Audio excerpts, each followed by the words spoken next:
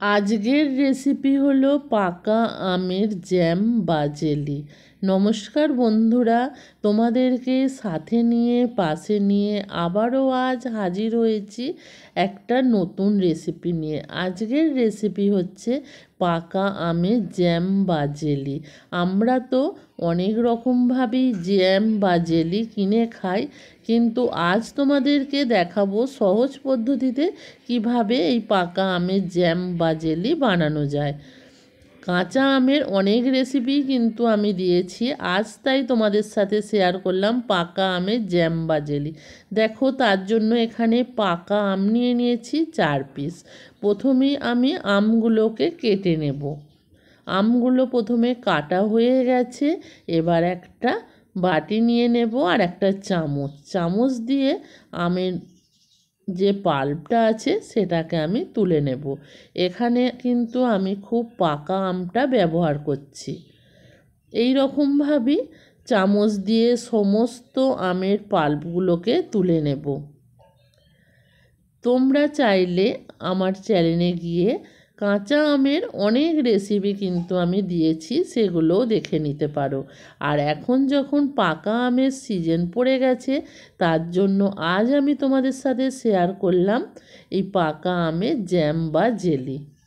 এটা কিন্তু আমরা যে জ্যাম জেলি কিনে খাই তার কোনো অংশেই কিন্তু কম হবে না। এটা এতটা সুন্দর হয় খেতে। দেখো, কথা বলতে বলতে এই রকমভাবেই কিন্তু আমি সমস্ত আমের পাল্পগুলোকে তুলে নিচ্ছি।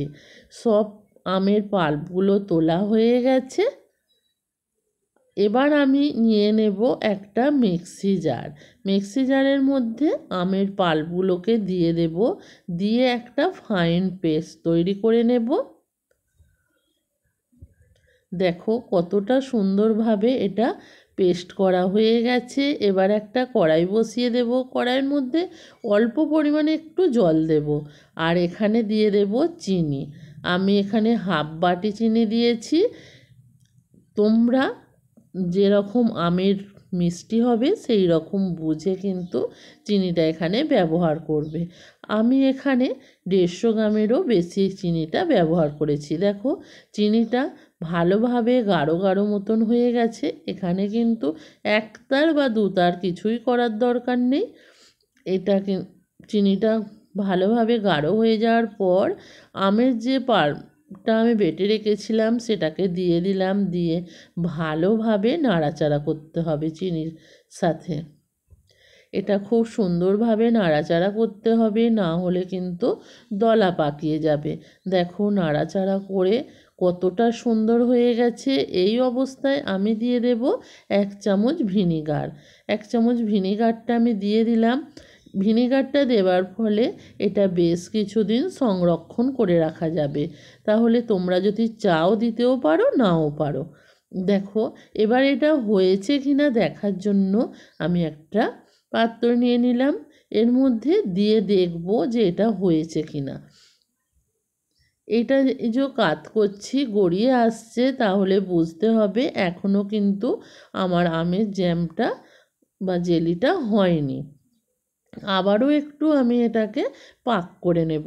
পাকটা যদি ঠিকঠাকভাবে হয়, এই জেলিটা কিন্তু দুর্দান্ত হবে খেতে। দেখো, আবারও একটু এবার দেখব যে হয়েছে কিনা। এই পাকা আমের জেলি একবার হলেও এই পাকা আমের সিজনে বানিয়ে খাও বন্ধুরা, আর বাড়িতে ছোট্ট বাচ্চাদেরকেও দাও, তারা কিন্তু খুবই খুশি হবে।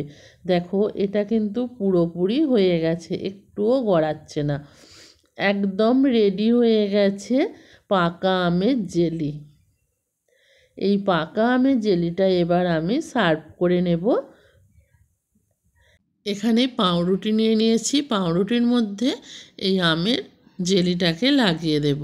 এই রকমভাবে যদি টিফিন বাচ্চাদেরকে দেয়া হয়, বাচ্চারা কিন্তু টিফিন আর ফেরত আনবে না, খুব মজা করে খাবে। আজকের রেসিপিটা যদি ভালো লাগে তোমাদের, লাইক কমেন্ট শেয়ার করবে। আর তোমরা যদি ইউটিউব থেকে দেখে থাকো, আমার চ্যানেলটাকে সাবস্ক্রাইব করবে।